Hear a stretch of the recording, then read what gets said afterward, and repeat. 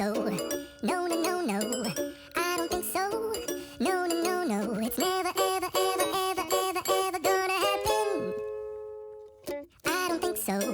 No, no, no, no. I don't think so.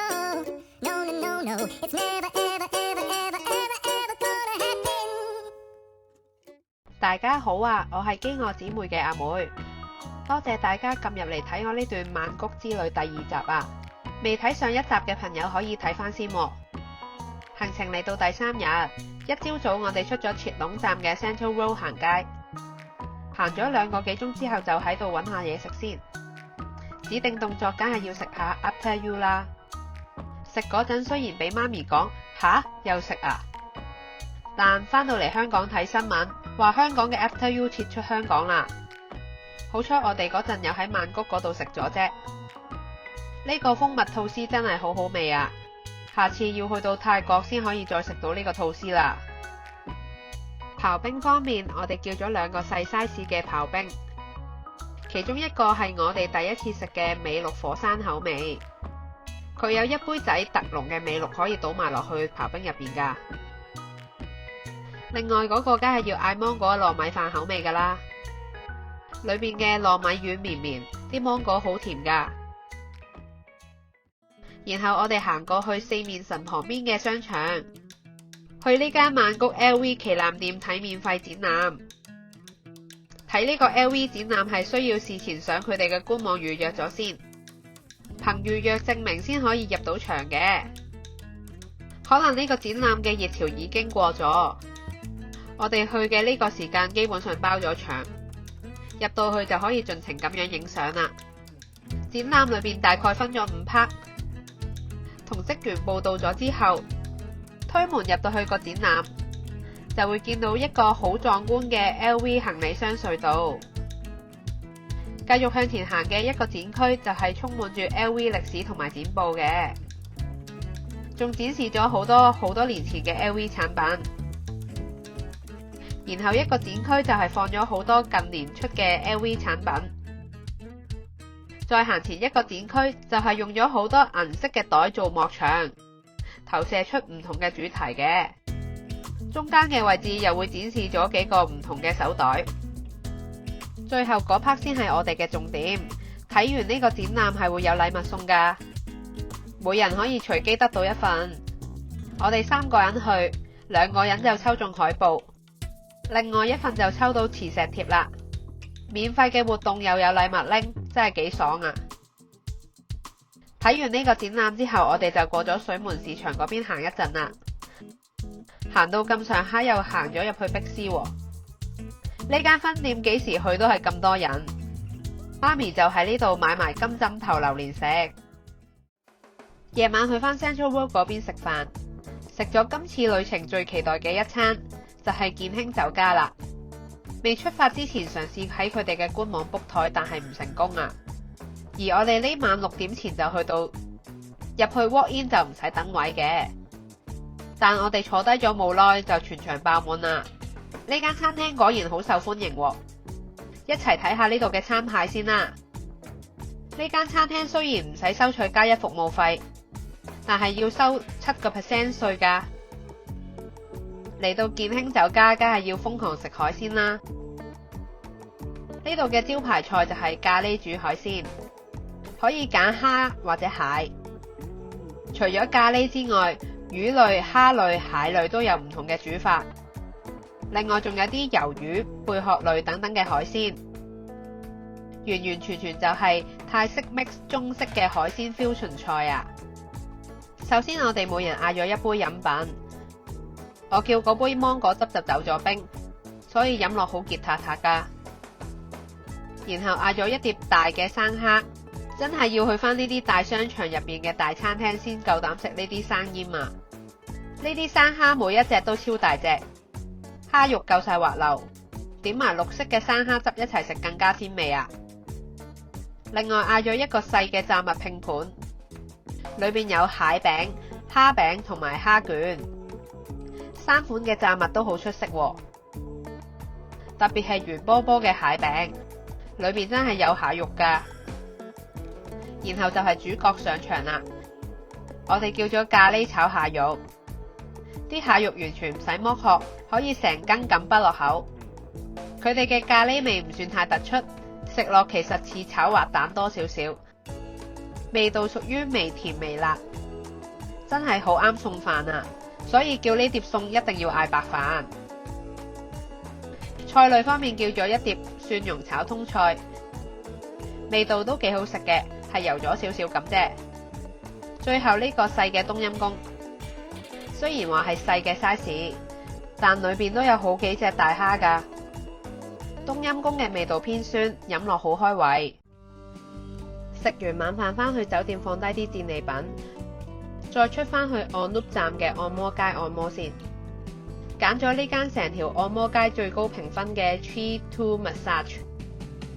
呢間按摩店係收夜晚11點半㗎，所以食完晚飯再返去按摩都仲趕得切。我哋接近9點鐘去到，完全唔使等位。不過一去到嘅感覺就係有啲扯啦。睇緊價目表嗰陣就已經有3個師傅圍住咗我哋。我哋3個都揀咗2個鐘頭嘅泰式按摩，每個鐘頭250匹，而佢哋咁平嘅價錢都有包咗洗腳嘅服務。洗完腳就要行上1層樓入房按摩。畫面好黑，呢個係真實嘅場景，肉眼睇仲黑啊！係需要用自己部電話個電筒照住先可以換到衫，如果唔係真係睇得唔係好清楚啊！正式按摩嗰陣就會 feel 到呢度嘅師傅係非常之大力㗎，但佢哋嘅力度係來自手踭，係會不停咁咪你嘅，仲要3個師傅都係一樣喎。就算我平時都好受到力㗎，但我都覺得佢嚴重過分大力啊！去到最後按頭嗰陣，師傅應該就冇洗到手就直接按落我哋個頭度啦。所以返到酒店，我家姐條頸後邊就紅晒啦。經過今次嘅按摩，我哋嘅感受就係，如果想去啲平價按摩店，真係要去返啲大型連鎖店，例如 Healthland 之類。其他嘅話，我諗我哋真係唔再考慮啦。按完摩之後食返個宵夜先，喺71揀咗呢個黑松露芝士腸仔，啲腸仔真係釀咗啲芝士喺入邊㗎。再下一日嘅行程，我哋就坐咗 MRT 去咗新商場 One Bangkok。呢個商場真係無敵咁大啊！真係要預返啲腳骨力過嚟呢度行街。商場嘅 B1 層已經有好多嘢食嘅鋪頭啦，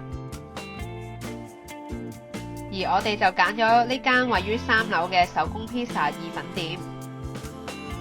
又係一齊睇下呢度嘅餐牌先啦。呢間餐廳係需要收取加1服務費㗎。如果喺香港食呢啲差唔多種類嘅嘢，一定貴呢度1-2倍啊。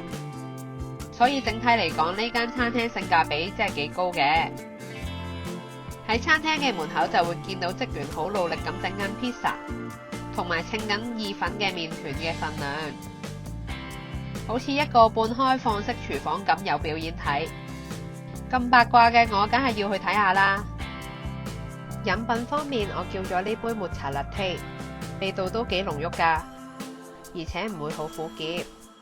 然後媽咪叫咗呢杯香蕉奶昔，即係見到用原條香蕉打成㗎，味道唔算太甜，都幾好味嘅。小食方面，我哋叫咗呢個炸洋葱圈配薯條，個洋葱圈都好好食喎。雖然個外層粉漿睇落好似好厚咁，但入邊嘅洋葱圈都好大嚿㗎。披薩方面叫咗呢個重蒜披薩，每一啖都食到好重蒜頭味。中意食蒜頭嘅朋友都真係可以叫呢個披薩食下。手工意粉方面叫咗松露口味嘅，意粉好有咬口，成碟意粉松露同埋雜品嘅味道都好重。然後呢個三文魚意粉上面嚿三文魚就唔係太新鮮啦，食落就好腥。下邊嘅意粉就係番茄口味嘅，味道就正正常常啦。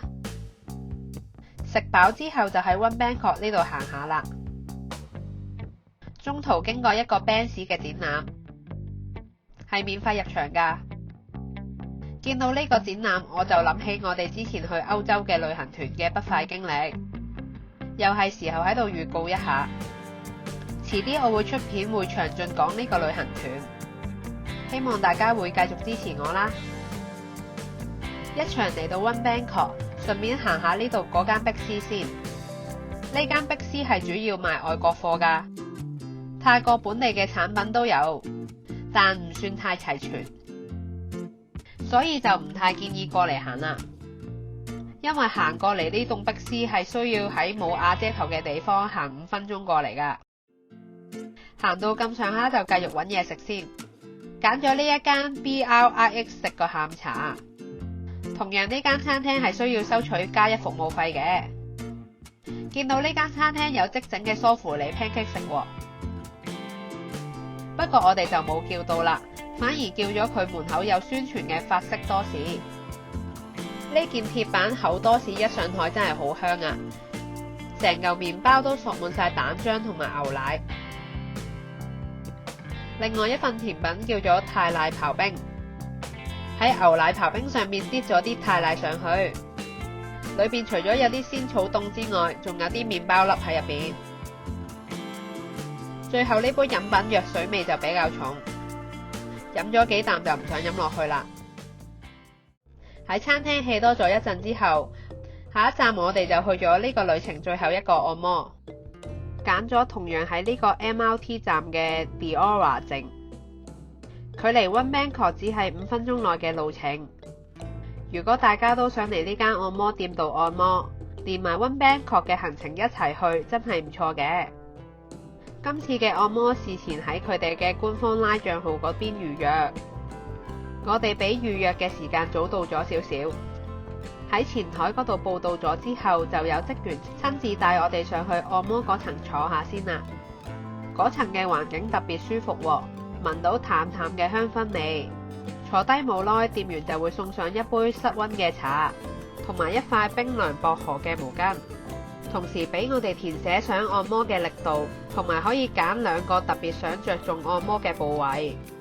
今次我同家姐就揀咗香薰精油按摩，有5款精油可以俾我哋揀返，價錢係1700匹，可以按到90分鐘。而媽咪就做身體磨砂，60分鐘嘅價錢係1590匹。磨砂膏都有4款選擇喎，而磨完砂之後嘅潤膚膏都有2款選擇。呢度嘅按摩同樣有洗腳嘅服務，除咗落咗啲梘液洗之外，仲用咗少少磨砂。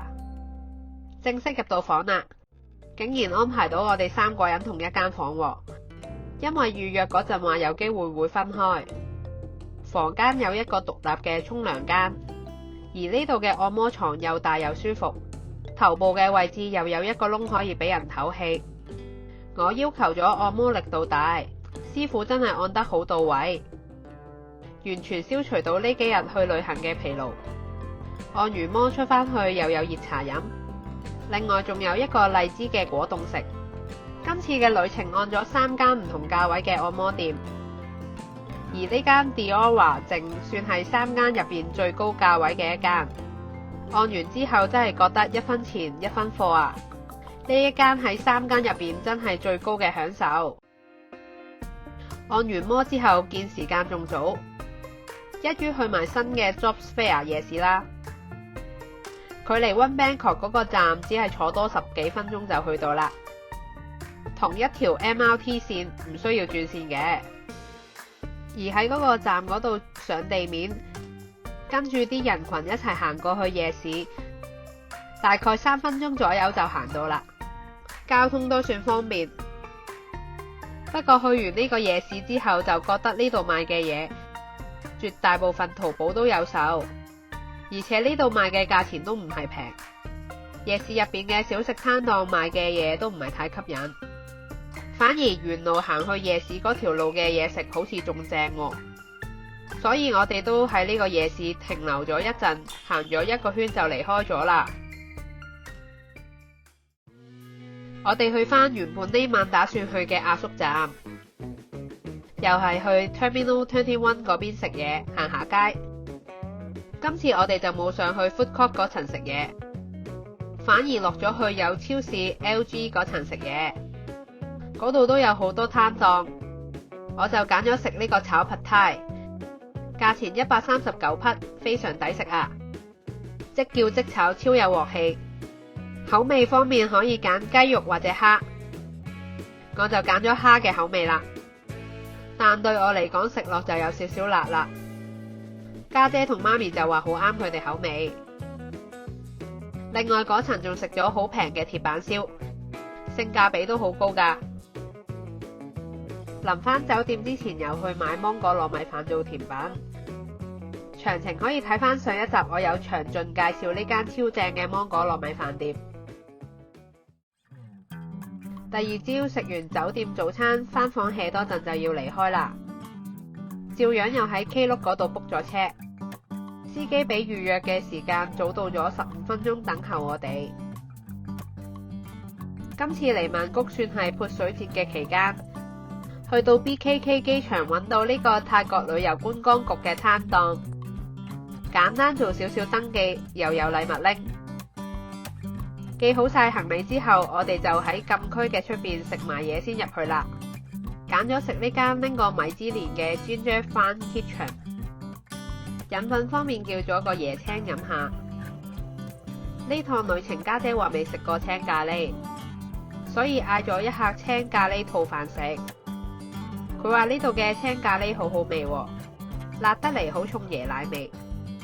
套餐仲包咗白飯、半熟蛋、沙律同埋幾嚿好甜嘅菠蘿。而真係好中意食 Pad Thai嘅我就繼續食啦。呢度嘅 Pad Thai雖然冇我頭先介紹嘅 Terminal 21嗰間咁有鑊氣，但味道上就更加啱我食，因為一啲都唔辣啊。而媽咪叫嘅芒果糯米飯入邊嘅芒果都好甜，椰漿就比較結身，整體都唔錯嘅。回程嘅飛機餐竟然有打拋雞肉食，食唔到辣嘅朋友就真係唔好叫辣，因為真係會辣到噴火㗎。但食到辣嘅朋友就覺得超級正啦。好啦，呢條片就嚟到呢度，我哋下條片再見啦。